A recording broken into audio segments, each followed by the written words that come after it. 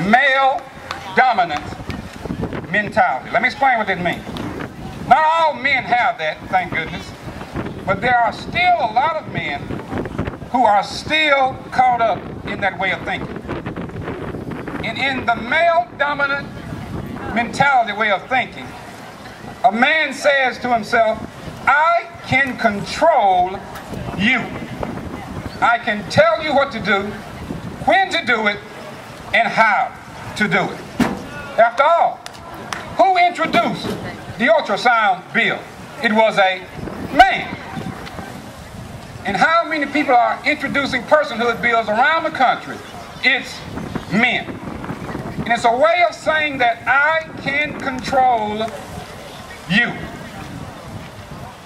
The male dominant way of thinking produces a double standard. A double standard in which women are punished and men are let go. I know what I'm talking about. I grew up in church all my life, and I have seen double standard. There are times when women can become pregnant, and the elders of the church would march them up, and they would tell the woman, you ought to be ashamed of yourself. And they would throw the woman out of church, and they would never mention anything about the man. It creates a double standard, this male dominant mentality. Even in the Bible we see it, that when a woman is brought before Jesus and thrown at his feet, and they say, this woman has been caught in the act of adultery. But they say nothing about the man. A woman cannot commit adultery by herself. There has to be somebody, somewhere, doing it as well.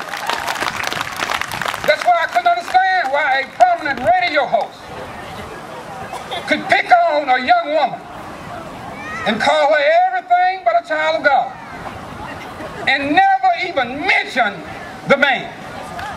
If a woman is going to be a slut, a prostitute, or a whore, she can't do it alone. It has to have a man.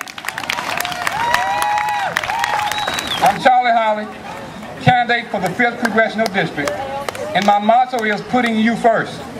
And that's exactly what I'll do when you send me to Washington. I will put you first.